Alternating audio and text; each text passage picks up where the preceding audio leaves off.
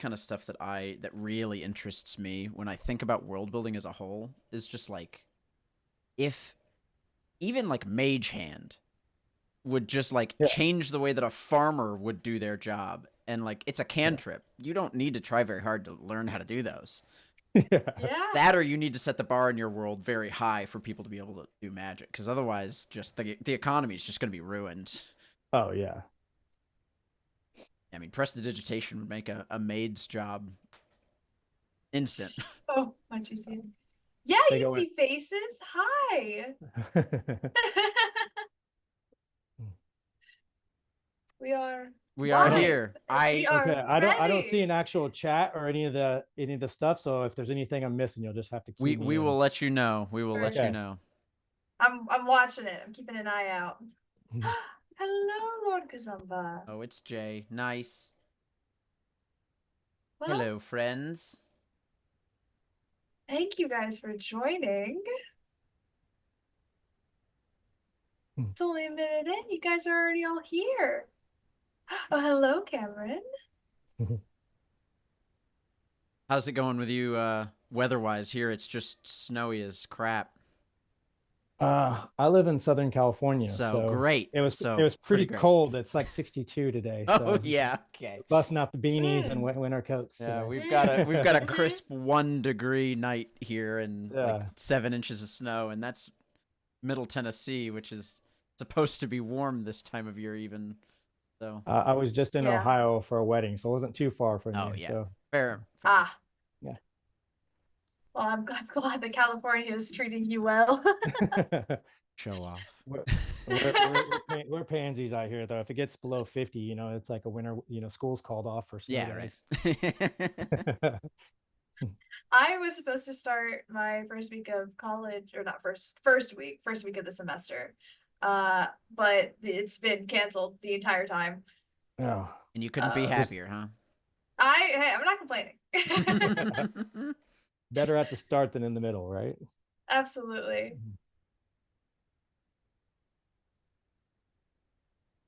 Well, Yeah, I think it is that time. indeed. Hi, everyone. Welcome to Loremaster's Arcanum. I know. It's new. You It's saw me fun. last time, and now I'm here again this time because And now with I'm the me host, this time. along with Rachel, co-hosts of LMA, Co-host. And we have Michael here our to talk special about guest, Hello. magic items and also a bunch of other things. making his triumphant return to Loremaster's Arcanum, of course. Of course. Last time I got to learn about him, and this time he's going to show us how to make magic items. Oh. I'm collaboratively going to help us all learn how to make Yes. those, right? There we go. Absolutely. It's collaborative I'm sure storytelling. Absolutely. You're gonna have some ideas that I haven't even thought about. So We'll see. That's what I love about We can sure hope. this community is they always come up with such crazy ideas. We will see how this goes, but Yeah, we are going to need everyone's assistance as there will be polls that I will be putting up. And I'm going to need you guys to vote on things so that we have things to work with initially. It'll be a whole collaboration. It'll be very fun. it will indeed. But why don't we really quickly, because it's been a hot minute since you've been here, why don't you introduce yourself to us? Tell us who you are, what you do, and what's going on. all right. Well, my real name is Michael, but sometimes I go by Declan if you see me around on social media. I'm always lurking around, even when I'm not posting stuff as Feralborn trading or just Feralborn or Declan, depending on where I'm at. But mainly homebrew D&D, magic items, classes, do some world building, dabble in some other systems, but and try to jump in some one shots here and there when I can. Hey, might even see you in some Monster of the Week at some point, as we were talking about. Because I already have him waiting. I have the yeah, character and the art. you got the character and everything. We might have to transfer him back in time a little bit, but that's fine. I got a new one for that. oh yeah. Ooh, okay. He's already got Okay. ideas. Yeah. I'm very excited. We will certainly be talking after stream. Yeah.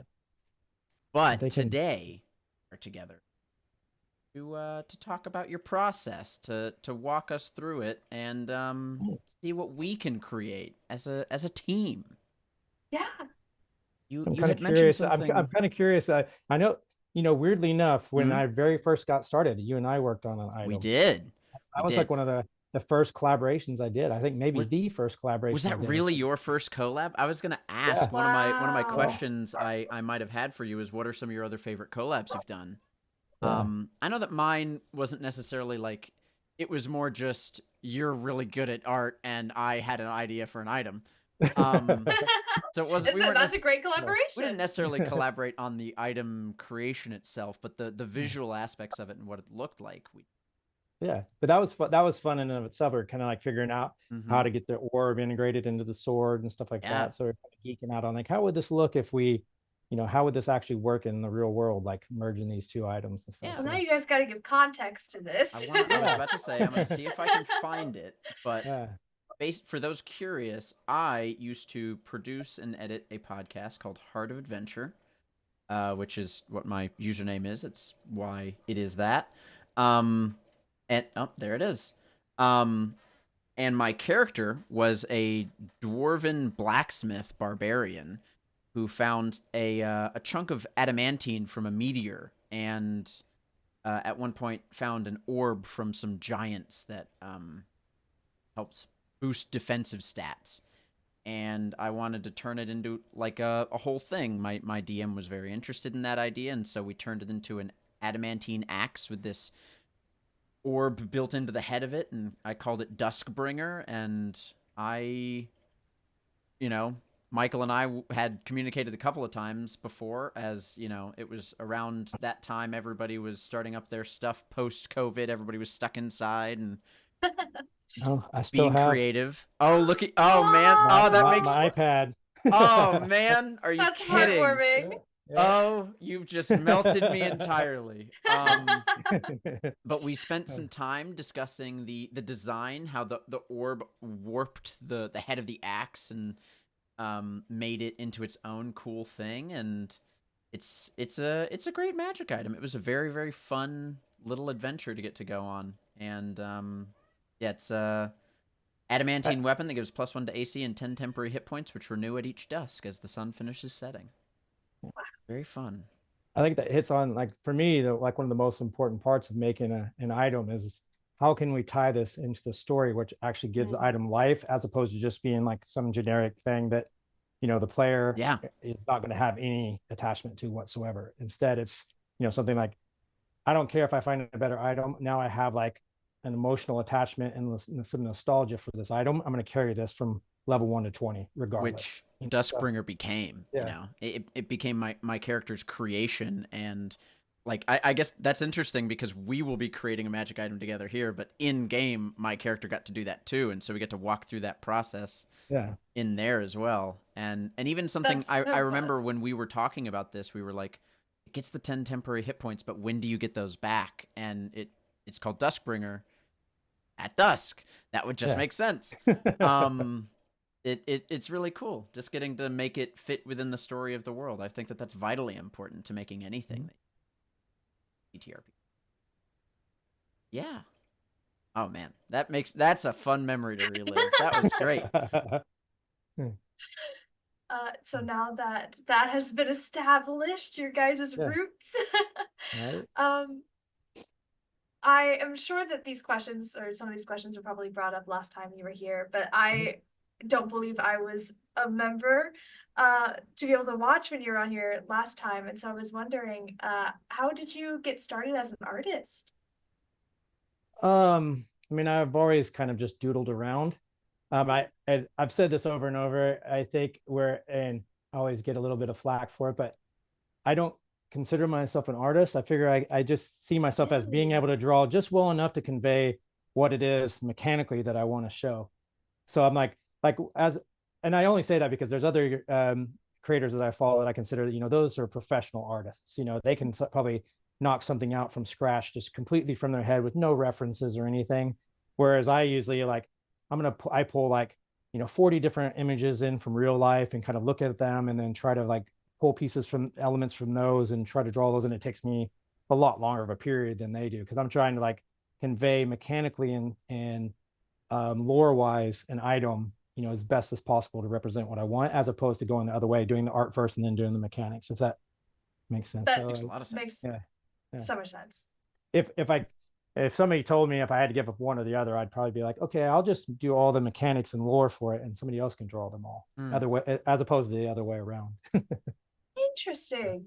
I, based off of the work that is being shown off here, I would definitely say that you're an artist. Many artists use Thank you.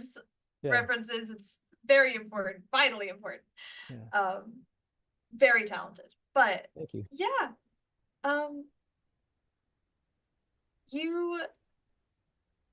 So like there's a focus, at least with on your Instagram, on like magic items. But you had mentioned that you also make like classes and like enjoy world building. And so is there a specific thing that you create that you prefer, like spells or creatures or subclasses or?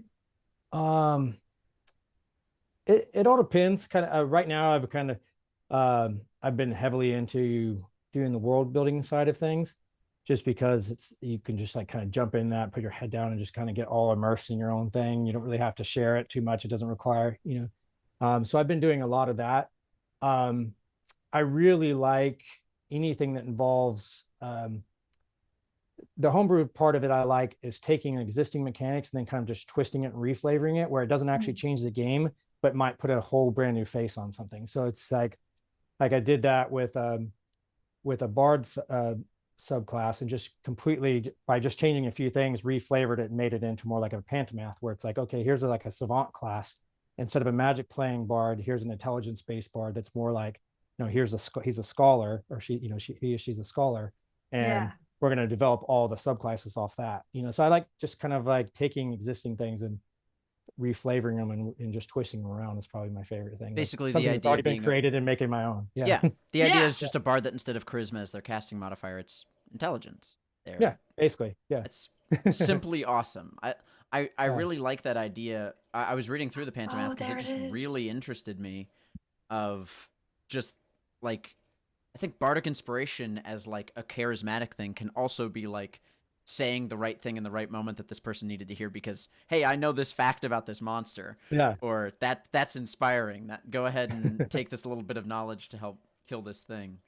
I played a character that was one in a one shot, and the thing, because I changed it so you could use your bardic inspiration as a reaction, it just became a thing where I'd always just be like a know-it-all. Like, as if somebody was like about to roll the thing, roll an attack, I'd be like, if you choked up a little bit on your sword, you're gonna get a little bit more powerful swing. So it's like everything they do, Yeah. it was sick. Oh, that's good. It was it was a super annoying character, but he was just like kind of like, Yeah. always the smart guy in the room. Oh yeah. I mean, when you've got high intelligence Adore like that that. and low charisma, you get to play with Yeah. that concept. Right. One thing that I've always wanted to play in D&D is a cook of some sort, and I think that a Yeah. cook would be a great bard reskin. Even Yeah. you've just inspired me to be like, I could just play a cook, but just make it a bard. Bardic inspiration is just me tossing a cookie in your mouth and Right. moving on. Yeah. That's a little that'd be extra nice. fuel. yeah. Yeah. Fuel You for the tie it to fire. the every time they have a meal, they automatically get an inspiration or something. So Yeah. But you Ooh. had mentioned something Already with the ideas. Yeah. Yeah. You had mentioned something before the call, which was, or before the stream started, which was you have, what was it, 20-step process or system for magic item creation? Yeah, I was just when I initially was approached about like having this conversation, I was like, what are the things that I think about when I make an item? So I just kind of started writing them down, and it just so happened to be about 20 things. Some of them kind of overlap, yeah. but some of them kind of overlap and kind of bleed together. But it's just kind of like my thought process into making items. And like, for example, one of them was like, the very first thing I always think of is, what is the theme and the tier of the campaign? I personally usually like to make items that, I mean, I guess I can't say that because there's some of my items that are like ridiculous, but I like to make things that seem a little bit grounded in reality. I'm a little bit more like, I like fantasy as if it was real life, as opposed to just being, unless the campaign's just completely silly and off the rails Monty Python, I like it to be more like, how would this item really look? Was somebody going to want to walk around with a helm that has a crazy, Zions and through town all the time? Or Yeah. did they want to wear something that looks a little bit more realistic, that has like some more grounded powers, so I always think There- about that. What kind of campaign are we going for here? Yeah, it's Is like the classic. You're in a Western RPG game, and your character's clothes don't look anything alike, and you're like, "It gives me the best stats." I don't know what you're Yeah, yeah. talking about. Please. It's best for me. Yeah. I'm weird as a player that way too, because if my whole player's aesthetic is a certain way and the DM offers a magic item that's like really crazy powerful but doesn't match the tone or the theme I have for my character, I'm like, nah, someone else can have it. And Yep. they're like, no, I want you to have this item. I'm like, nah.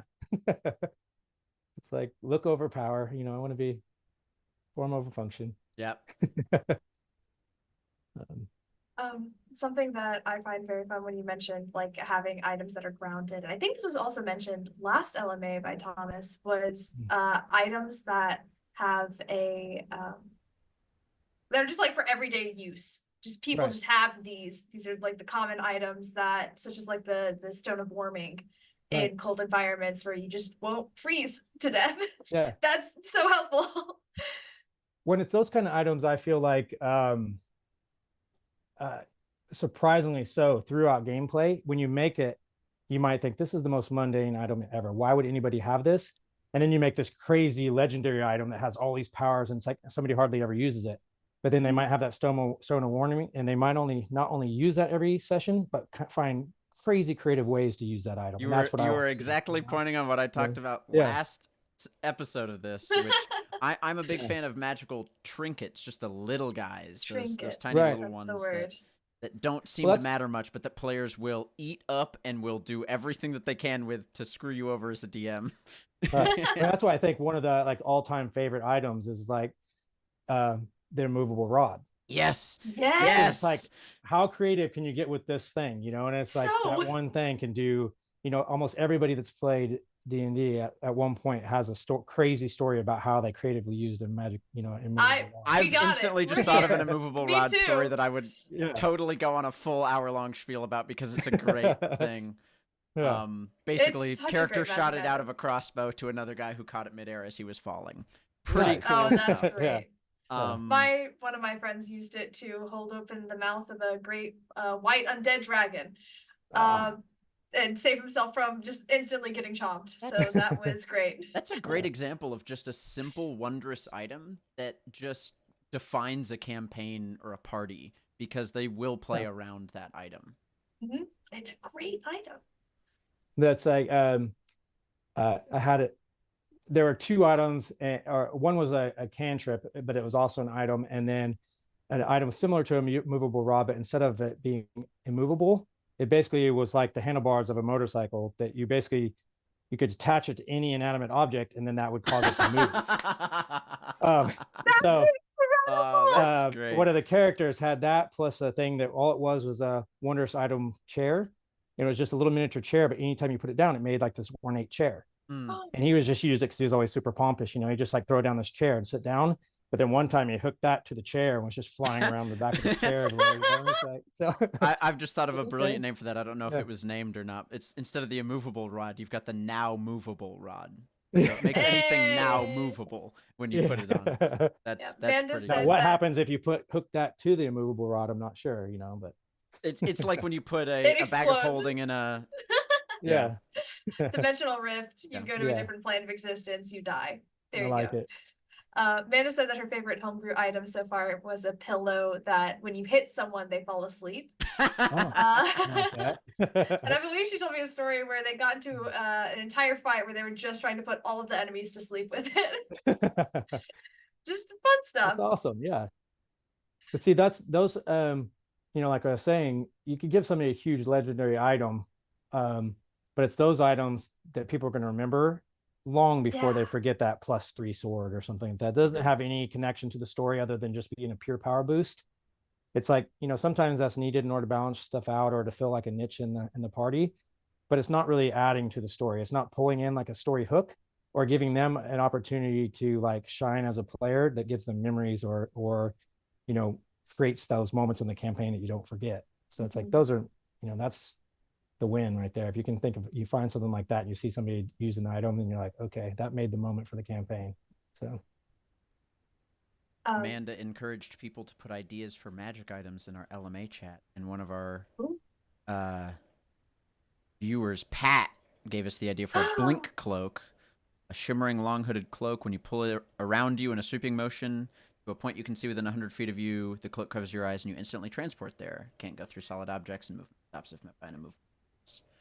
And if you get stopped mid-blink, you have to roll a dex save or get knocked prone.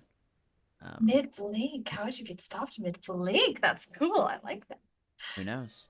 But that's the fun of it. Is Yeah. maybe coming up with those more like what could we turn that into mechanically, like system to system. That's very system amorphous. You could move that to any system you wanted. How might you fit that in 5e versus in, like, say, Pathfinder? Yeah, that's one of the fun things too, is to try to I get a lot of my inspiration from like movies and TV. So you see something, it might even just, like the other day I saw it was just a scene and there was a warrior like standing in front of an army. I don't know if it was from a video game or what it was from, but they basically thrust the sword in the ground and then like a wave of flame comes out from the front of it. yeah. And I was like, oh, that would be a really cool cinematic thing for a player to be able to do. How mechanically would you transfer that into D&D and then try to play that game? You know, play a theory crafting game of how can you make that a balanced thing that somebody could use, you know, X amount of times a day and not be completely broken. Yeah, and I mean, you make magic items for 5e for the most part. When you're thinking of these things, do you think about them system first, after you, of course, try and think about putting it into the world like you had mentioned, or do you sort of generate an idea for the item itself and then find a way to make the system work around it? Usually that. I usually try to think of the idea and then try to way to make the system work around it. And usually doing that is, you know, first scouring every other item that's made, every other class ability, every other, you know, the thing, and then try to see if there's anything similar. Like for the example, that fire rolling out from the sword, I was like, all right, well, we already have Tidal Wave, the spell Tidal Wave. Yeah. So what if we just make that a flame-based spell, changes, you know, slightly some of the mechanics, and now when they thrust the sword in the ground, it does Tidal Wave, but it's a flame wave. You know, it's like there's, you know, you can, there's already so much out there that you can kind of repurpose certain things, you know, in order to get like general mechanics. And then figure out creative ways in order to tweak them. Like your Pantomath.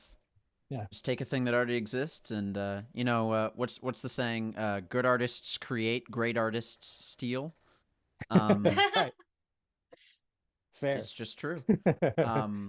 But right now I've got your D&D Beyond page open with a bunch of the magic items you have created and put out entirely for free. It's 7 full pages of like items after items after items after items. And they're all, which is always a challenge on D&D Beyond. There's they don't necessarily accommodate every single thing you want to do. So you have to kind of work around it a little bit. Yeah. Well, it's hard to accommodate. Like one of the main things I started including was basing things off a proficiency bonus. You know, tiering items based off that. So your items getting more powerful or getting more charges as you're getting a higher proficiency. Which so I think they'll is grow great. with you. And you can't work that into D&D Beyond. So you have to kind of like be like, all right, here's the part where you need to type this in manually yourself every time you level up. I wonder... Items that grow with the players are absolutely incredible. Matthew Mercer's Vestiges. Yeah, you can get it at like level 1 and it just throughout the entire story just gets better along with you. And that's just great. I like doing that and then walling certain abilities behind how many charges it takes. So, if it takes 3 charges, you're not going to get it until a certain level. It takes 5 charges, you're not going to get to a certain level. Oh, that's a fun idea. That's so cool. And then you have to start like strategically thinking like, well, I only have a certain amount of charges and this one takes 1 and this one takes 5. So I could use my big, my big bomb here, but then I don't have all my little minor charges I can use. That's interesting. So. Do you make the players aware of the higher charge cost parts of the item early? That way they can look forward to later levels when they can actually use those things? Or do you reveal it later when they're realizing that the item is now more powerful and they've unlocked I usually part of it? Reveal it later. Yeah. Oh, fun. And then that way too, it's like if you already realized you made it too powerful, you can back off. That's why I always put a disclaimer on all my items. I'm like, this might be overtuned and we might have to adjust this as the game goes on, because sometimes I just had so many ideas that I just threw the kitchen sink at it just because I wanted to get all those mechanics out there. Yeah. It was never intended to actually be able to be used like this, but I just wanted everybody to see what it could do. Yeah. That's great. and good communication all around. Yeah. Well, why don't you walk us through some of those other points you were talking about in your? Yeah, I Sure. have never created a magic item before, so we're learning Yeah, and I'm taking everybody probably notes. has different steps. One of the main things, it's different if I guess if you're just, how we were talking about with social media where everybody's cranking out an item a Yeah. week. Even with that, I always had an idea of what type of character am I trying to make this for, and Mm. what class do I see this using this item? What theme of a character? There's always a certain type of archetypes that people make when they make the Yeah. characters. Like, hey, I'm super, you know, diving deep into the Raven Queen, or I'm super into, I'm your standard law-abiding, lawful good paladin. What are these archetypes, and then what type of items would I see if from a cinematic or from like a novel point of view, would this character be carrying? Would I think it'd be that the player playing it would be like, my character's cool because I have this item, and then try to base an item around that. Like what's something I can make specifically for a player that's going to enhance their enjoyment of the game. Mm-hmm. And then from there, it was just deciding what type of item. Is it a ring? Is it a cloak? Is it a sword? And then after that, the next big thing was, if I'm actually building it for a party that I'm playing with, it's like, is there a hole or a niche in their party composition that this item can fill? Like if they don't have a healer, then it's okay to give an item that purely steals from another cleric's subclass abilities. Yeah. Because, everybody's always like, oh, don't step on the toes of this class or just that. I mean, you might be playing, it might just be a one shot, or you might be playing a campaign that lasts 3 years, and somebody might never get to play that Hexblade Warlock. So it's okay to throw a Hexblade Warlock ability onto an item. I have always treated magic items as a DM as hole fillers. I think that that's the perfect way to look at them, is when you have a party that, let's say, isn't tuned perfectly or isn't the most balanced for general encounters, give them a thing that fills those holes for them, because that's what they'll need, and then they'll enjoy their characters and the party composition in the long run more and more. Like, I love giving fighters items that give area effects, because area effects. I like or items that play off certain abilities, like an item that allows, or I mean they're starting to do it now with the new 1D&D, where it's given other options to be able to use your smites for other things, or your sneak attack for other things. But I always used to do that with items. So hey, here's an item where if you trade a certain amount of d6s from your sneak attack, it allows you to do XYZ. Instead of like just dealing damage, now you're getting to like doing that blink effect, where sacrifice 2 of your d6s, and after you stab with your sneak attack, you can blink away at 30 feet. Yeah, so cool. Yeah, and I think that that's something something you can look at other systems and other games to steal concepts from as well, not just like other media. But that's just reminding me a lot of, as you're saying that, Click, the character I played in Tears of Aird, our game I was telling you about earlier, that was Pathfinder, was Vigilante, and a lot of their class abilities you can eventually get modify your sneak attacks that let you deal extra stuff on top of it, or even instead of dealing sneak attack damage when you would sneak attack, do this instead. And I think that that's a fun thing to just go and look through and be like, oh, I'm just going to take this, put it into an item, give it to a character, and now they have that ability in an entirely different system. And that's the easy way too for anybody starting out with making magic items, is there's a ton of feats in there. Players there that add a lot of value to the game that people don't ever really get access to or wish they did. Just grab one of those feats and throw it on an item. Now, oh my gosh, especially in 3.5 and Pathfinder, those systems have so many feats.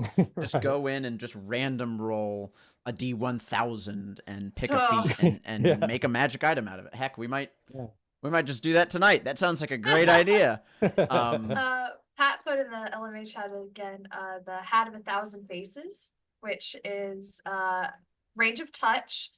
It's 1 face per hour. The hat must be worn, and whatever person you touch skin to skin after donning it, your face mirrors theirs for 1 hour. This does not mimic their voice or any other physical attributes, and removing the hat removes the spell, which could be very interesting for what's the word I'm looking for? Like trying to sneak into places as other people. Yeah. Like those kind of like quick changes. I like those kind of items, and like a cool twist on something like that would be, instead of the last person you touch, the last person to wear that hat, it kind of steals their face. So then when you take it off, if you put it temporarily on somebody else, they turn into you, and you have to take it off real quick and put it back on yourself. So you could have all kinds of different shenanigans where you're running around trying to put it on, sneak it onto the bad guy so that you can somehow get him to wear your hat temporarily. Or even like running away from someone and just like slapping it on someone else, taking their face to go. Yeah. That's or even sacrificing it and taking it off you and put it on there, and they run away looking like you so that you can. Yeah. So. Oh, so many fun things could come from that. I'm gonna go ahead and put up a poll for an item type. I'll set it for 3 minutes so you guys could vote to see what kind of item we could try our hand at making. I actually found a random roll Pathfinder feat randomizer, and I think that this could actually genuinely be a fun way to start making a magic item. That would be fun. Oh, and do you have it pulled up, or are you? I will pull it up on stream, and we will look at this because this is great. But in terms of item type, I think that people should definitely get a hand on the ball. Yeah, I think we should challenge ourselves too to like, how can we have this item have non-combat utility, even if they pick a sword or some type of weapon. What can we do to have it have role play, or some other tier besides the combat tier that it can actually contribute to? Like, can it do like exploration or social interaction, or some type of role play mechanic would be fun. All of these Pathfinder feats I'm rolling are all combat feats. I'm trying to find one that isn't. That defeats the purpose of rolling. That is true. I just wanted to pull up the first three that made sense. I do that on random encounter tables. I roll and I'm like, I don't like that one. Roll again. I don't want that. Roll until I get what I want. So I might as well just good. Well, I pulled up the first three that the first two that were combat, and then the next one after that wasn't. So we've got this one applies to bite attacks. Whenever you're flanking with an ally who also has this feat, as a basically bonus action, you can make a bite attack against the opponent you and your ally are flanking. Teamwork feats are interesting in Pathfinder. Might be a way to work that into an item. I like this idea of maybe a magical jaw that you wear that maybe as you're attacking someone, or maybe it floats around and bites at the enemies, maybe part of a talking book or something like that. Could give you flanking to some degree. I don't know how. Are we talking about like flanking within Pathfinder, or are we talking about flanking within D&D? Because normally D&D is like the advantage. Yeah, I think we should try and stick to making a 5th edition magic item using D&D Beyond. But utilizing a Pathfinder feat random roll to see if we can make it work. I think that this is a fun concept. But with chat helping us decide some of the when you said that, the first thing I envisioned was like some type of cloak that's like has mouths on it. Yeah, like giving mouths, and it's like you kind of flourish your cloak, and it's like onto it. Oh, I love that. That's cool. I can imagine like the lining of it having sort of ridges, like how kind of lace has those ridges to it, except it then hardens and just mouths snaps. It's a great one. Like a mini mimic cloak or something. It's like yeah. That's great. So wondrous item is the type that won. Fantastic. I love wondrous items. It means we could totally make a cloak, because that's technically not armor. Right. Technically not. This next one I pulled up. Ooh. Oh, what were you gonna say? I was going to say, I thoroughly enjoyed the idea that you had done previously of just grabbing some kind of normal item that is around us and using that. As a wondrous item can be, it's like the catch-all, right? It can be any type of object. Well, that's one of the fun. That's one of the fun things too. Is if you think that you have magic instead of like high technology, what are the things that we use and take for granted in everyday life that you could replicate with a magic item?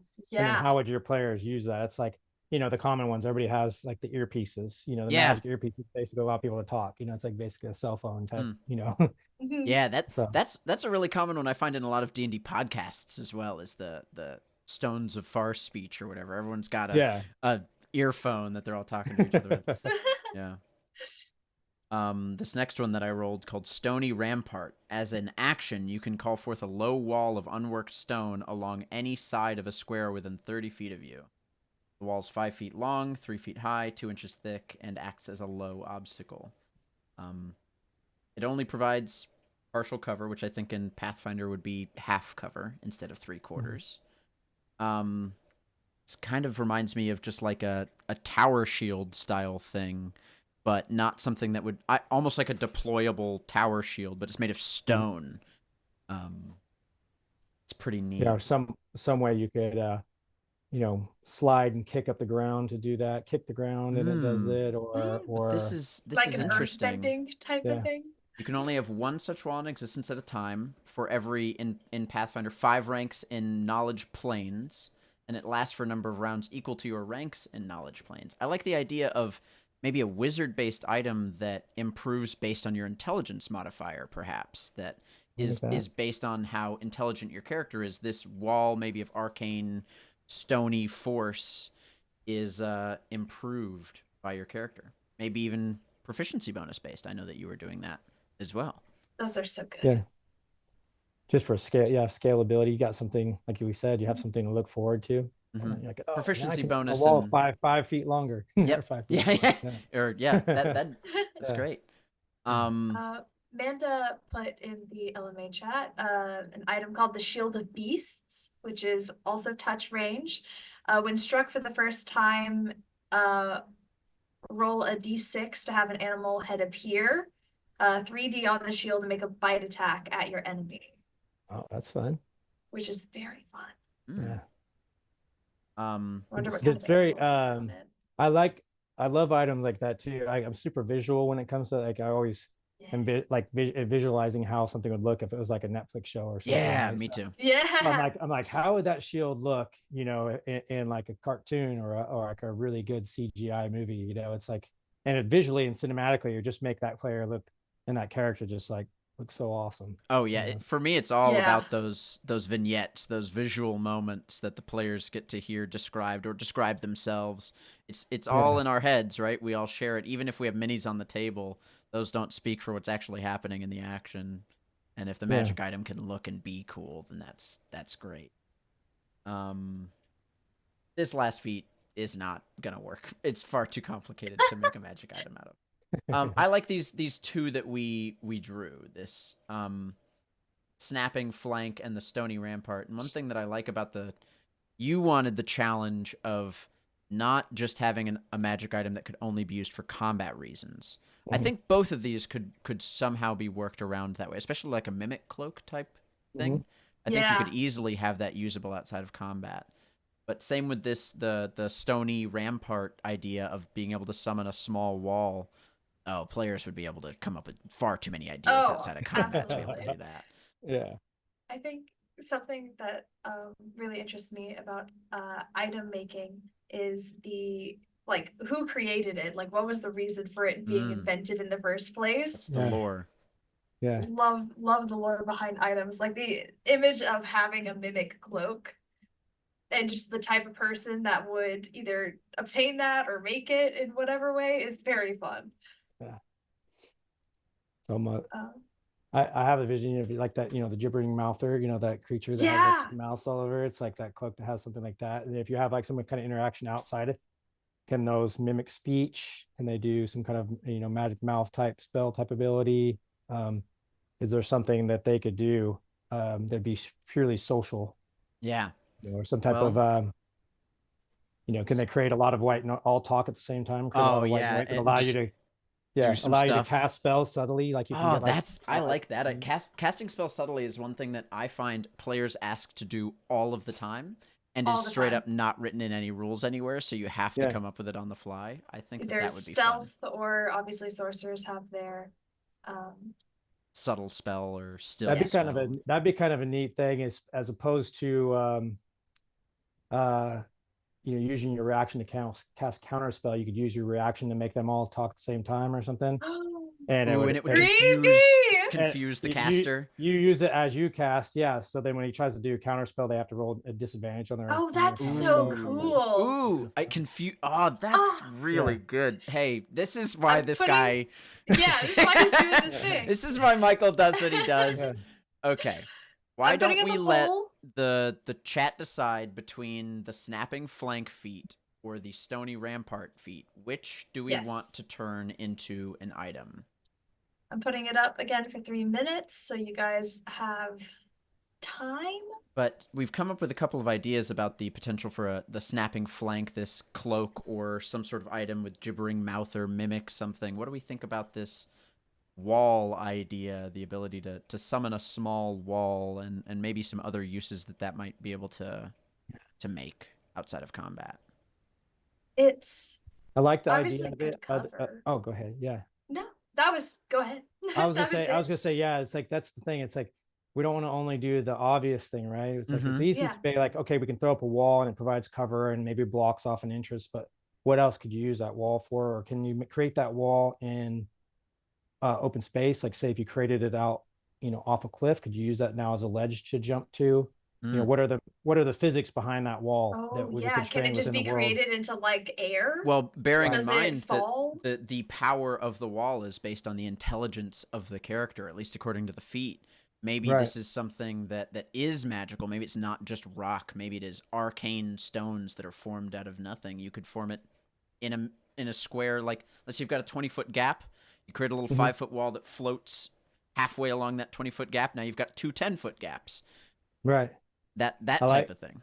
Yeah, because that opens up a lot more uses for it, and for gameplay, it's not just gonna be like I'm only using this defensively in combat. I'm using this for exploration too. Maybe it can only be created at foot level. That way they can't mess with height or whatever. But I like that idea along the gap. I was just trying to think, like, if I could create this wall anywhere, then I would put it like maybe high up or maybe at head level so that it would complicate things. But if it's only at foot level, I can make this wall for like tripping people over or for using as cover, then you could definitely use it for exploration stuff like crossing gaps and other things like that.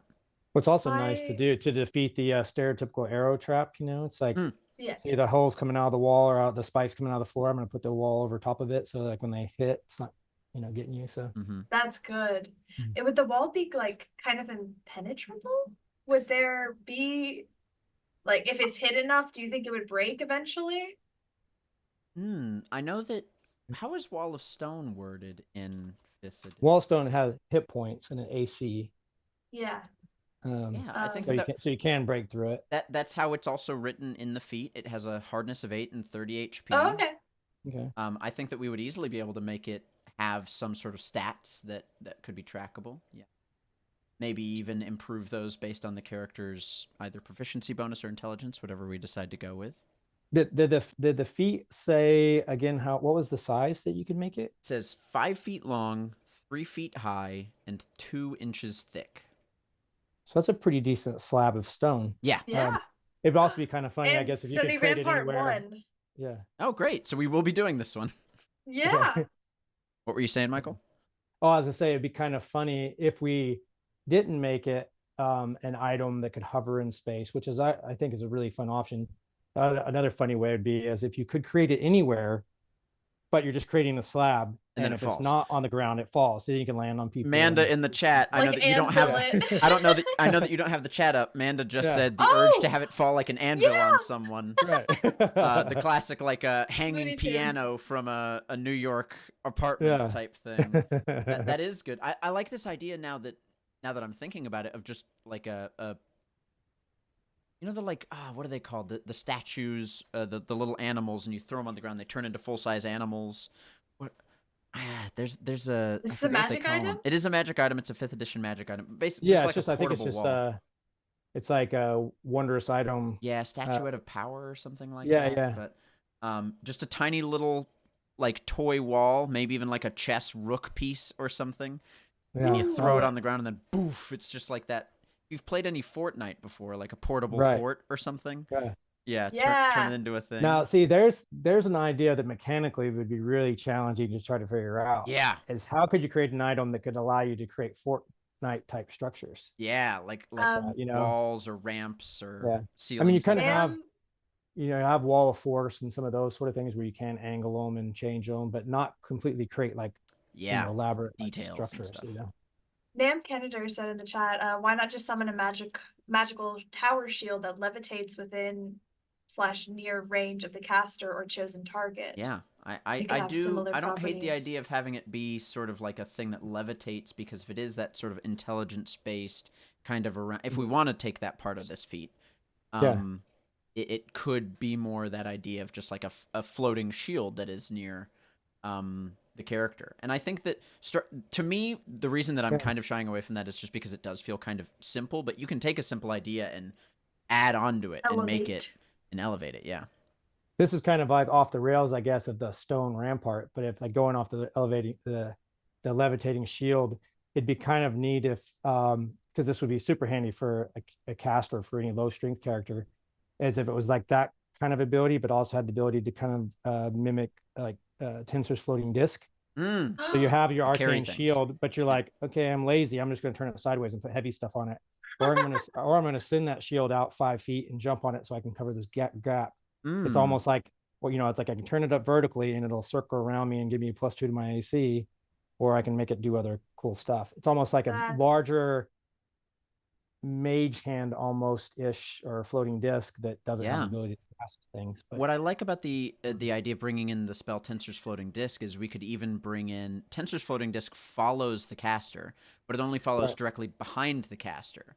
Whereas Right. like this item, you might want it to be at a specific angle, but maybe it's not that easy. It only follows your direct path of motion and will be behind you. So maybe it's good for making getaways to give yourself some cover as you're running, Yeah, and you can only cover focus from on moving behind. while it's covering you from behind. Yeah. But if you wanted Yeah. to suddenly be covered from the front, you would have to run around the thing and get to the other side of it and Right. change your motion. I think that could be an interesting way to word the motion of how it follows you. Is it just follows your movement in the square behind that you had just left 5 feet behind you? Right. So you'd have to, if it takes its turn directly after you, you have to run around behind it and you get one round of it blocking you before it moves behind you again. Yeah. It's hard. It's hard mechanically a little bit depending on, how you play it, because of the whole facing thing. 5e doesn't have facing. It's technically you're always spinning around, and, unless you True. said it's only when you're making movement away from someone do you get the AC bonus or something like that. Does cover in 5th edition care about line of sight? Because isn't cover no. dependent on the person who's targeting you? I think so. Yeah, you draw, well, depending on how you rule it, right? You're drawing those lines from the edge of the boxes. So I think that could be the way that a DM could work around it then. You Is could just cover always is just say, "Give me determined from cover." the enemy's perspective rather than from I just have cover, so it doesn't matter if they're shooting from behind me. Yeah. That'd Interesting. be kind of fun. Yeah. We've got kind I of like the idea of any type of item like that too. If we're working it into like the combat play way, is how can you encourage players to move around more? Yes. Because combat, that's the main thing about D&D that everybody always complains about with the slog. It's not that things have a lot of hit points. It's just you get locked into a thing where we're standing right in front of base each to other. base, hit till somebody Yeah, dies. right. Yep. But if you can encourage moving around or advantages to moving around, like, hey, if I pull backwards, the shield, blocks opportunity attacks. And as long as I keep moving away from this enemy, I have a +2 AC against that enemy or something. Something that encourages you to move around more is also Yeah. kind of Something that might help us kind of like narrow down our focus. I could put a vote up for rarity of the item. Oh, yeah. Yeah, I think that the less rare version of this would be the portable wall that you just chunk on the ground and it turns into a slab of inanimate stone. I think the more rare version of this item would be the floating tower shield. Actually, I liked what you were talking about, that every time I choose to move away from the enemy, the tower shield summons and protects me. I like this idea of almost like maybe a belt or something, that every time you move, the symbol on the belt floats where you had left from and follows you and then I like that. places itself back into the belt. And so when it's separated from you, it forms up into the shield. But then when you stand, let's say one round you choose not to move, you do not get the benefits of the cover for that round. You have to choose to move, and then it protects you as you move. I like that. That encourages motion. Yeah, and that looks, when you think about visually, that's really neat. It's like it grows as you're moving around. The perspective increases as you move backwards. I like that a lot. That is very neat. Why don't you toss that? Oh, you did. Oh, it's Nice. up. It's up. On top of things. Vote if you guys want. Please vote. Oh, wow. We've got please. a vote for very rare and a vote for legendary. Not very helpful, guys.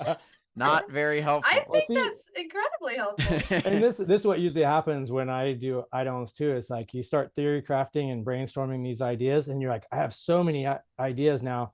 I'm just going to make this a legendary item because I And just get want to them share all all in those there. ideas with everybody. Yeah. Even though technically you could take each one of those abilities and make separate items out of it, or or create that behind a power wall, right? You say like Yeah. it starts off and grows over time, so and give the option for people to do that. Like you could break this ability off, and now it's just a rare item, or now it's a very rare, or now it's legendary, depending on what you wanted to tack on there. Make it a little piecemeal. We've got like I would Got say 3 for very rare so far. We're halfway I through. would say we've got like 3, maybe 4 solid ideas that we could turn into a full item. The floating tower shield, I think, in 2 different ways. Either you activate it and it stays active for a number of rounds and then protects you and then follows you based on your motion. Or an item that always is active, but only activates every time you move to protect you as you move. That's kind of the 2 tower shield versions that at least are in my head. And then the I portable did wall. also What? enjoy the idea of the summoning aspect of the stony rampart. Is that what it's called? The Yeah. stony... Then Yeah. for the portable wall thing of just if it's just a piece of stone, either you summon some rocks and they float wherever you summon them, but it's a wall, or you just summon inanimate stone that you could drop on someone's head from a great height. Kind of 4 different ideas. It wouldn't be game breaking if you use that to make it to where it can do both. When you summon it, it's fixed in place, but as a bonus action on any of your turns, you can cause it to fall. So you go running across the bridge, and then the guy behind you tries to run across the bridge. Oh, that's cinematic. Yeah. I love that. I love that. So or hide it up there and you have it floating there temporarily, and then you can do an ambush where you wait and you just like, I'm going to sit here, and as soon as they walk under, then I'll use my bonus action to drop it on them. Then you can use it for trap purposes and stuff too. But well, it looks like very rare is what is probably going to win, which I think means to me that we're leaning more in this floating tower shield rather than inanimate stony wall direction. Yeah, because we're gonna have to pump some stats into this thing in order to make it very rare, which is easy enough if it's a shield. It could also be some kind of what is it called whenever you have like uses of an item? Charges. Like you could charges, yes, where you could like break up parts of it and throw it down and it become a wall of some sort. Yeah. So I don't know how much that would be very rare. I honestly don't know too much about rarity of items. You could fix it in place. You could leave it behind and fix it in place, but when it becomes immobile, it grows in size a little bit, but you can't get it back until you pass through its space again or something. You've just Rachel, I like what you've said. It brought to me the idea, Ant-Man when they make things very tiny. I imagine an old ancient wall that has been reduced in size temporarily by a wizard, and you chunk off a brick from it, and when you throw that brick on the ground, it turns into the full-size version of that brick and just becomes that thing. And so you only have so many bricks in this wall that you can go through before the item is just gone forever. That's but cool. as you chip away at this ancient, from like an actual city in lore somewhere in this world that everyone knows disappeared. Oh no, I have the wall. I have one of the walls of this city in my hand, and I'm throwing bricks of it down on the ground, like an old giant city that a wizard. Yeah, you have like almost the equivalent of like a block this big of the Great Wall of China. Yeah, but 1/200th of scale or something. So. Oh, that's a really, really great idea. I think that's an easy way to turn it a bit rarer, is to just give it a lot of uses, because I could totally imagine a player mid-combat, taking it and throwing it down on the ground, then tossing it to an ally, and they use their action to throw one, and then toss it to an ally, and they use their action to throw it, and just a bunch of bricks, and fills up the area with stuff, makes it complicated. And it's possible that they have some kind of like runes on each different block, so on top of being able to throw it down, it can do something else as well. I don't know if they would end up being recoverable, but I think for it to be, you could maybe do it where it's recoverable. That I know that there's like staffs that whenever you expend charges, you get them back at a certain point. I do like the idea, though, of an item that eventually just isn't useful anymore. I think from a player perspective, that That can be discouraging sometimes to want to use it. I've got this potion of giant strength, and I will never drink this. I promise you I never will. Thank you for Yeah. giving it to me, DM. I'm going to wait for a better fight than this one. It will Yeah. never happen. What were you wanting to say though, Michael? Yeah. Oh, I was just saying, like I think we almost got enough ideas. I think for multiple items. Yes. All these, I think, independently are great. Yeah, because I'm really attached to one of the ideas I came up with, and I'm going to be really sad if we don't make it. Yeah, now you're thinking about the brick one. I'm like, what's kind of fun about that is as you're throwing those out, like, and then taking Rachel's idea too, where you could, throw it at other people, where it's like, as a reaction they're about to get hit, you throw your brick, and now that gives them a cover for that attack or something like that. But then, by depending on how many you threw, by the end of the battle, you might have like 18 little 5-section little blocks all over the battlefield, just like so you're drastically changing, the encounter based off the layout of the map. So the DM has to have all these like little modular walls to be putting up everywhere.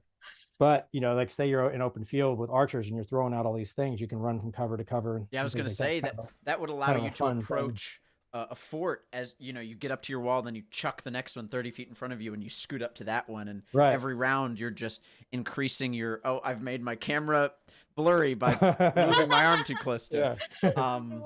I that's very cinematic as well. I love that you come to things visuals first, and that informs what could make a cool magic item, because for me that's very important as well as that idea of the visual story.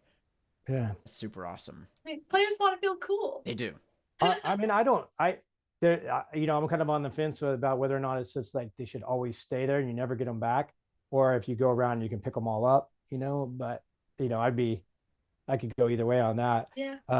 It is kind of like you said. It's like, would I use these and would I throw more than one if I knew I only had 10 of them per se? Yeah.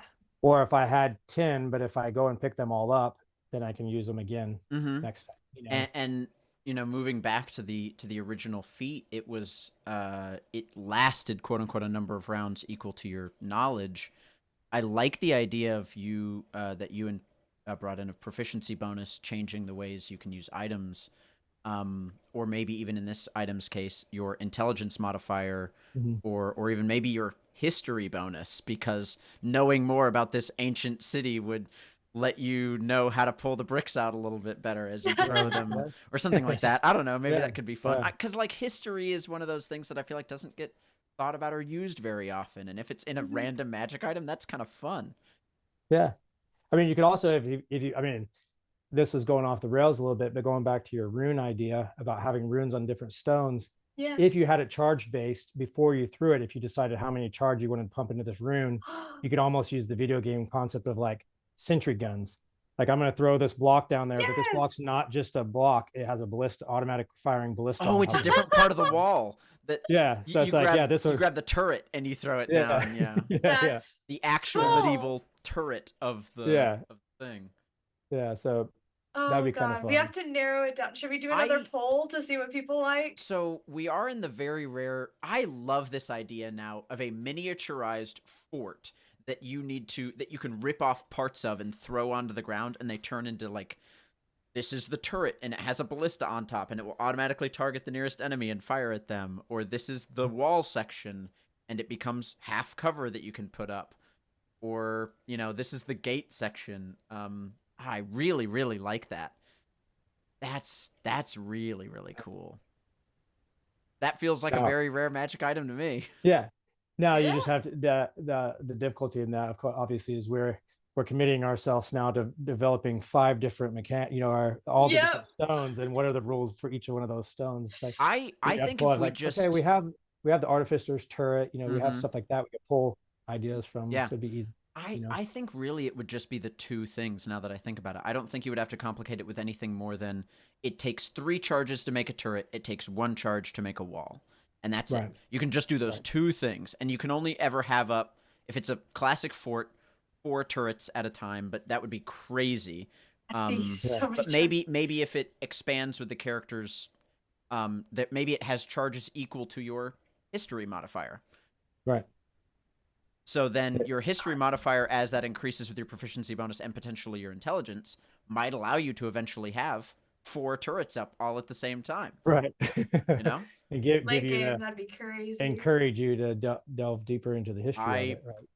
I'm sold. I don't need chat on this. I want to make this, and I will be Well, making see, and that also ties into like one of my other rules is how can you make an item interact with other items, and you could have some other item out there that's like a lore of knowledge for this place that if you don't have history proficiency, you can read that book to get the history proficiency, or maybe like a plus in your history checks or something like that. So it can kind of you get some synergy out of those two items if you find that happen to I'm just study up. imagining an expertise historian, bard, or rogue or something that's just like so into the history of things. I love that so much. I like the that's idea so fun. of having I really like support items or items that encourage you to use your reaction or things outside of your turn, because it makes people pay attention, when it's not their turn. So I like the idea of being able to use your reaction and maybe throw those things too to provide other people cover, as one of the abilities. That. What kind of range would we have that in? I would say it just has to be like your regular throw range, right? So like, I mean, it's just a little 20, brick. Yeah. So 20 feet. I think an easy, because that's the thing about like throwing weapons is it's 20 feet. After that, it's disadvantage. For a magic item like this, I think we could just say 30 feet. Anywhere within 30 feet is just where you. Because you're not really targeting. You're targeting a 5-foot square. Yeah, you don't have to roll to attack the square. You just pick a spot within 30 feet. As long as you've got line of sight, you can summon. We don't want to get into having to roll a d6 to see what actually lands. Whoops! You missed the square and it summoned one closer than you'd like. Now it's on top of it. Now it's on top of the guy that. It's on top of your ally. They're crushed. He's dead. Whoops. All right, I am working on writing up some stuff. Please keep talking. So, I like. How many charges did we want? So I think one. Okay. Proficiency bonus at level 1 is 2, and a character who might focus intelligence at level 1 might have 4 intelligence, +4 intelligence, which is a +6 history modifier. If we're doing history, which I really like as a concept of utilizing an often underutilized proficiency in a magic item like this. And I do think obviously that the pieces of the fort would be recoverable, because it would be wild if the fort just broke apart and you never got it back. If I'm the person with this item and I have any way of doing it whatsoever, I'm getting expertise in history. Yeah. Oh, yeah. So then I can that's what I'm saying. So then if we maximize that, right? So level 17, I think your proficiency bonus is +6. 6, I think. And so that would be 12 with expertise, and then a +5 would be the highest you could go without any special other things. So you're looking at a +17 history bonus. Which is still, technically, we did 3 per turret. So if we did, what if instead we did 4 for a turret and 2 for a wall? Because at level, start off with 1 wall. At level 1 with 6 intelligence or a 6 history bonus, you could do a wall and a turret, or you could do 3 walls in a day, and then every day you can do that again. I think that's pretty good. Liked the idea whenever with the Stony Rampart, how it lasts for a certain amount of rounds equal to your proficiency modifier, of it either kind of like there's like 2 options of it either like crumbles and kind of returns to the item, or you have to pick it up within that period of time or it's lost. That's kind of fun too, where you have to return to that square in order to recover the item before it disappears. So it makes you have to.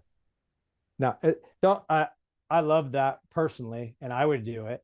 I don't know if people would get tired of doing the only reason the I'm tracking. The tracking of it, because then you're like tracking how long has that wall been there versus this wall versus that wall. That's fair. If you have, like, say you have 5 walls out, you're like trying to track them each individually. True, and that would kind of complicate things. The only thing I might say is, what if you go back to the square where it was from and choose to recover it rather than leaving it, you regain half the charges you spent on it. So a wall would give you back 1 charge, and a turret would give you back 2 charges. Just as an idea. I again think, the less complicated it can be in theory, the better. But I do like this idea of having to go back and recover the fort that you stuck on the ground. I like the idea of that. I'm okay with the higher charge count for the turret, I like the walls being less expensive, just because I like the idea of seeing somebody Just one of lots of walls. these littering Loving the, it. yeah, So I, you know, Okay. and that also depends on how powerful the turret is from a magic item perspective of like if it is, you know, what level character is ideal to have this item for the damage output that the thing could be doing. right. Ooh, and do we Like, increase the damage that the turrets do also based on a stat that the character has? right. Ooh, so Yeah, I many mean, questions. yeah. I'm gonna look up the artificer's turret. Give me a second. Yeah, Artificer's turret is definitely probably better. Because then you're Let's- looking at probably it's like a 2d6, and it's getting one attack per round or something Yeah. like that, or which isn't like terrible, Mhm. And I assume the turrets would probably fire on the character's turn or after it. Yeah, and I think maybe you would. Do we think that you would get to pick which target they would? Yeah, you would just get to fire them as if they were your turrets, like an artificer would, right? Yeah, I think that's fair. I think that that's. Ooh.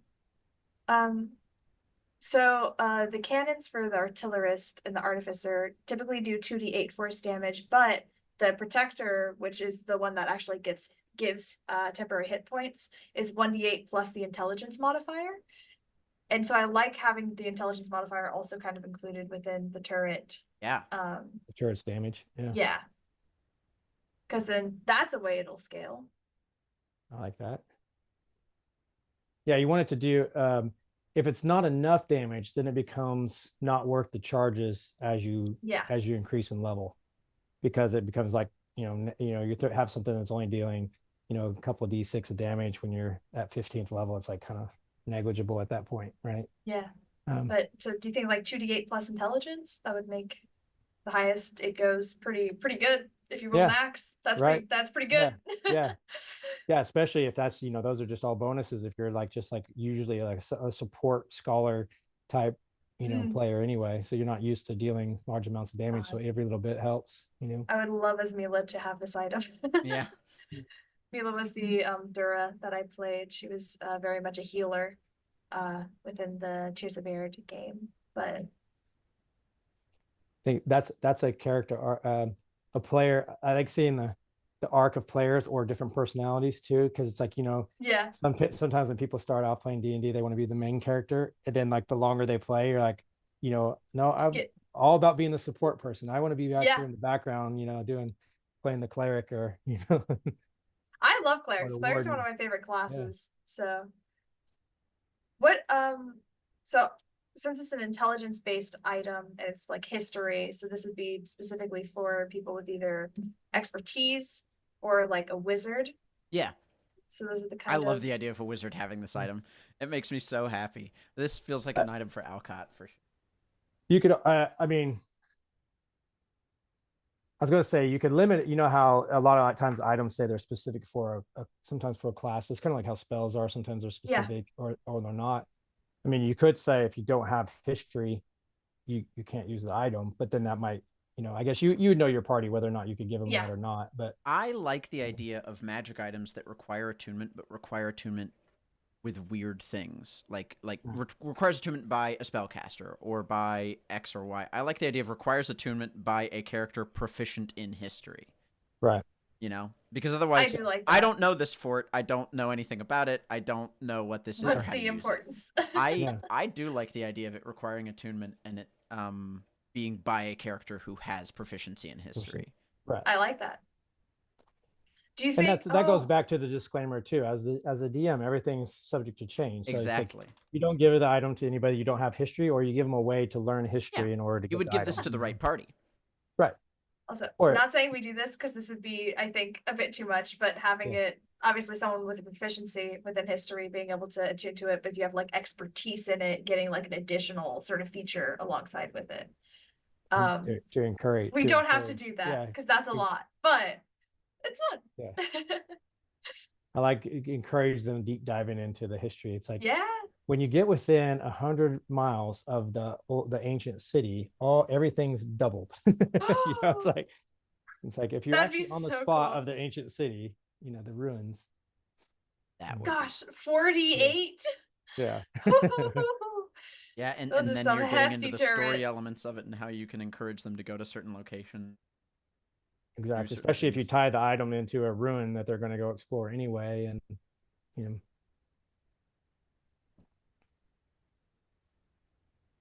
know, did we decide, do we want the walls to be impenetrable and indestructible?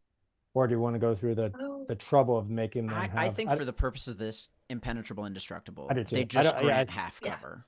yeah, I think trying to track stats on it, like hit points on that, just adds another layer Too of much. complexity. It's not worth it. Yeah. And so just to clarify for my brain, we said that the number of charges is equal to the history modifier. Yes, I do need to write Okay. that down. Right. Cool. Now, I guess if the walls and it replenishes once a day, right? Are we thinking? I think Yeah. once per day. Yeah. I think So I that's mean, good. on the high end, you might have somebody throwing out 17 walls in a day, but that's kind of funny too. That is great. And I really like the idea of the reaction to be able to throw it out. Yeah. Especially for individuals that might not have access to reaction spells. So we're thinking different things you peel away. You can use different actions to do so. Yeah. I missed that part of the conversation. I was thinking, yeah, I was thinking you can make the wall Make a wall as a reaction. That's so you could throw it within 30 feet at somebody and provide them the cover from And then what are we this thinking in terms of action economy for summoning the turrets, though? I would say that takes your action. Yeah, I agree. Summoning an artificer equivalent force turret, I think would have to take an action. Because it's following your turn, right? So you're not wasting your action. You're not only putting a turret out there that's going to last, multiple rounds, but you're also getting that damage out of it too. So it's like equivalent of casting a low level spell. Mm-hmm. Now the question, I guess, is, can you do? Is it your action to summon one turret, or is it your action to use as many charges as you wish? Because I mean that would be, that might be over. That might be a bit overpowered. Yeah. I'm gonna throw out all four of my all four of them at the same time. Yeah. I feel like you gotta have like item in one hand, throwing it with the other. Because throwing one wall though, for one charge and not taking your action, that seems then like lackluster, right? Yeah. And if you can only throw down one little brick and make a wall that's not a turret, then it's like, Well, then perhaps it's for the wall a different ruling than it is for the turret. A turret is the action, and you can only do one. Throwing down a wall itself, you can do multiple, perhaps a cap with the proficiency modifier. Yeah, I was trying to think. Walls that you can throw down with one action. I was trying to think if it would be too mechanically complicated to word this, but it's like you could throw down multiple bricks. You could throw multiple bricks as an action, but they have to have the start point. They have to be interconnected and have a start point at one location. You're not throwing them in like 5 different places. You could throw 5 bricks at a spot and it'll make a 5 brick wall. But that might choose either like width or height. Yeah, but yeah. That might get cumbersome as far as like the wording of it. That's another thing. We don't even need to specify it. Right. Yeah. Because this could be just ask your DM and go as crazy as you want with their permission. Yeah. Throw these bricks out and then you guys can adjudicate how cool it is. Yeah. That's fun. Oh, this is fun. Do we want to try to name this? I'm not great at naming things. And obviously, we don't have like a world in which this is set in. So having some kind of like historical importance name.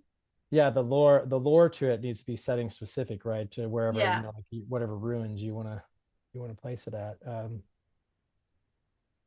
Because you call it like Hadron's Wall or something if it was like in or whatever. Yeah. But hey, I think I have the write-up done. We need to name it. All right, let's hear the write-up. Oh, do you want to, read it. A miniaturized fortress created to defend those in need. You may peel away part of the fort and expend charges to summon the specified fortress segment to defend you in battle. You You gain a number of charges equal to your history modifier per day, up to a maximum of your history modifier, just to kind of keep within rules lawyers. As a reaction, you can spend 1 charge to summon a section of the fortress wall. A 3-foot tall, 5-foot wide, 2-inch thick wall is summoned along one edge of a square within 30 feet of you, which lasts X number of rounds. We didn't decide on how long it wanted to last. This proficiency Modifier rounds, Oh, perhaps? do we want to do the round thing? Or just 1 minute? I mean, 1 minute, 10 rounds would rounds be of difficult combat. to keep up with. Yeah, I think only because, you know, we don't want to get away from tracking each individual piece. Yeah.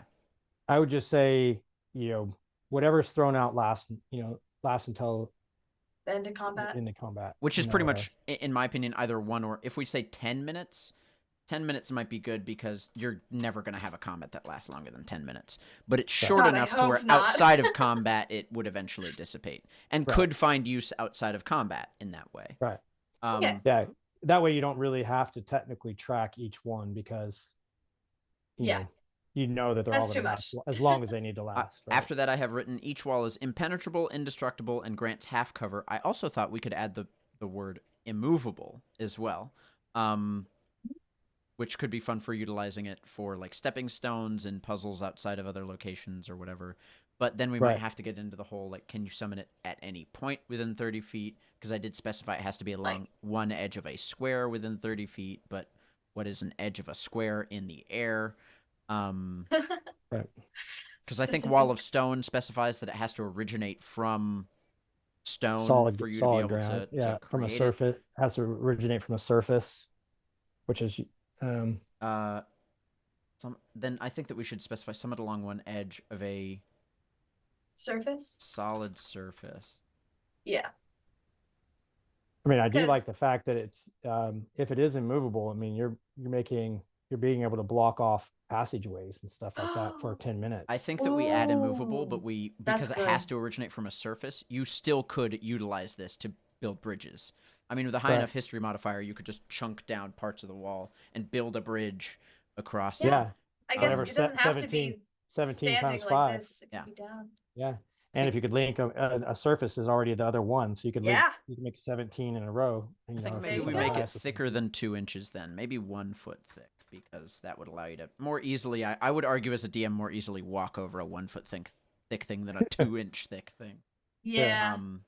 But I mean, if it's indestructible, it doesn't matter really. But true. But you know, I might make a character walking across a 2-inch beam make some dex checks to not fall. Oh yeah, 2 inch this way as opposed to yes, it's 2 inches you're thick, 3 feet tall, 5 feet wide. That's fun. I was tipping it sideways. That is true. I probably would let a player make that decision. So then the next one is as an action instead of as a reaction. I do love that you can do it as a reaction. That's really cool. It's so good. As an action. As a reaction to someone else getting hit with like an opportunity attack? I think just in general, as a reaction. The one cool thing about saying as a reaction is even as a reaction, I could do that on my turn. You can spend your reactions whenever you want. Cool. I think just not specifying that it has a trigger is pretty cool. So then the next one is as an action, you can spend 4 charges to summon a turret of the fortress equipped with an ancient ballista. Once per turn, you may make a ranged spell attack originating from the... I need to write the word ballista instead of cannon there. At one creature or object within 60 feet of it. On a hit, the target takes 2d8 plus intelligence modifier force damage. Like it. Yeah. I'll say make a ranged spell attack utilizing your intelligence modifier, just to be specific. Yeah, I think we've got a full magic item here. Yay!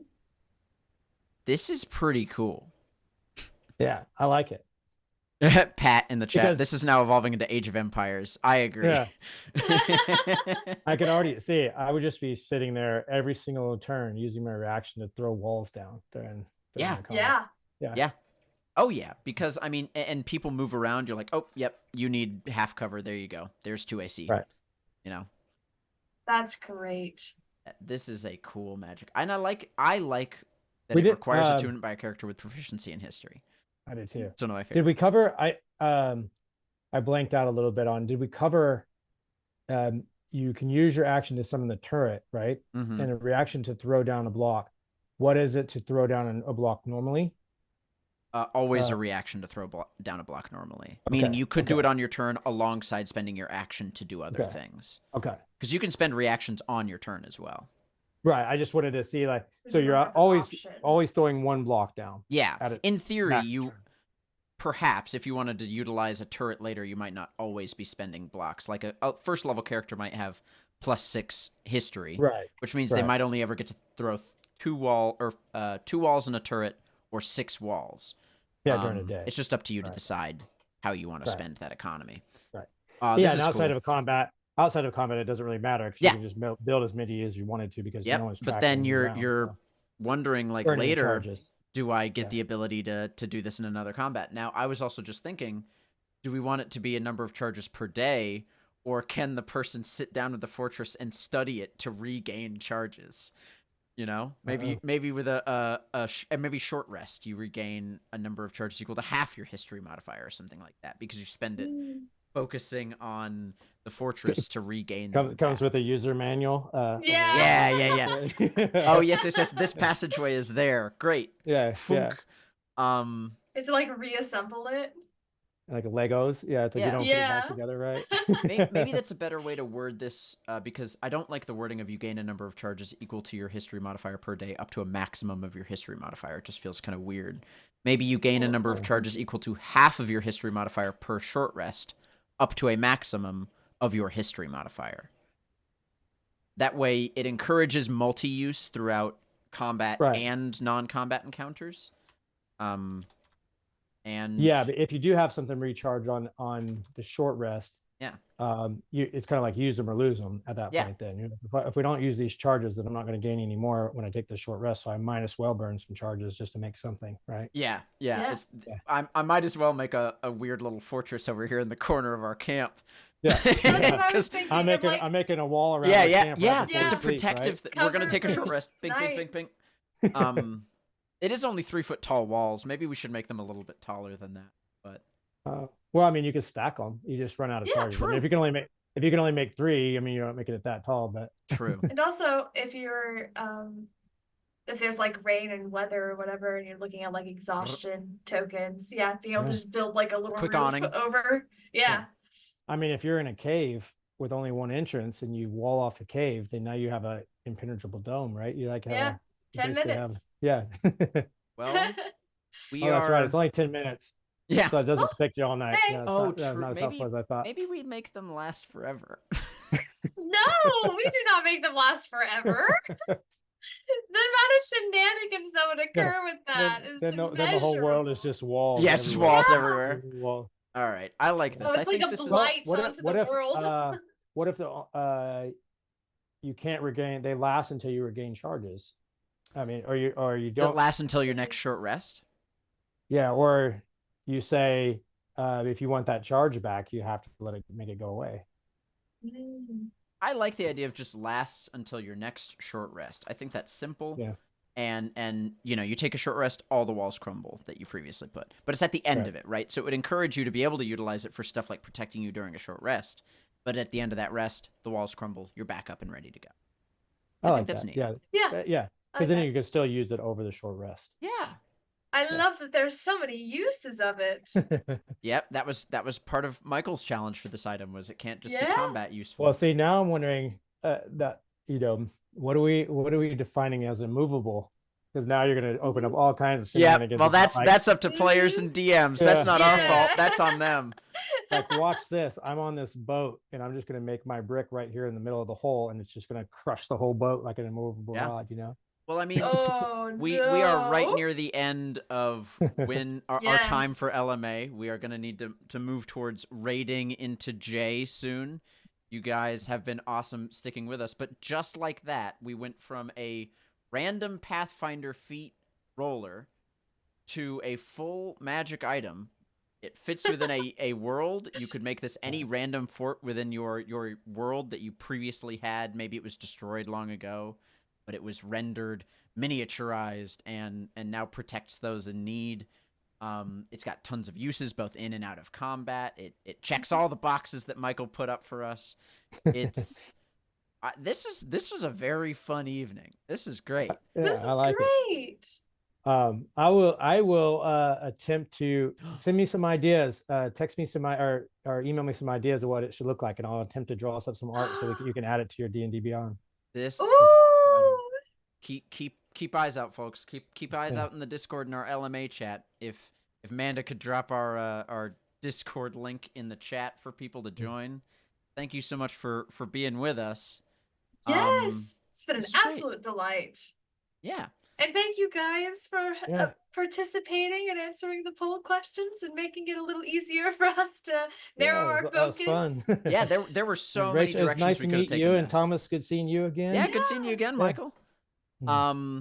Anything else you wanted to shout out while you've got a couple of minutes here with us at the end of the stream? No, have fun. Like if you use an item, like feel free use the items for however you want. And if you have any stories to share how they impact your campaign, that's my fuel. So yeah, we love that stuff. We are all about telling good stories here at Blue Box. Well, we've got a fun tradition here, Michael, that we like to ask a couple of questions to our viewers that you might have heard last time you were on LMA. You probably don't remember because it's been a while. So be prepared for just some mild hazing here, but it'll be fine. Okay. I'm not asking you these questions, asking the viewers, so don't feel like you have to be involved. But if you are watching today and you have yet to follow that entirely free action, it's just that little heart button down there. I know that I'm at the top of the screen. I promise I'm pointing kind of in the direction of, like right of over the follow there button. somewhere. It's down over there, I swear. Just click on that, give us a follow, tune in for more LMAs where we'll have stuff like this, talking to other creators in the space, other topics, and maybe make some more magic items at some point. Maybe follow in the footsteps. We'll see.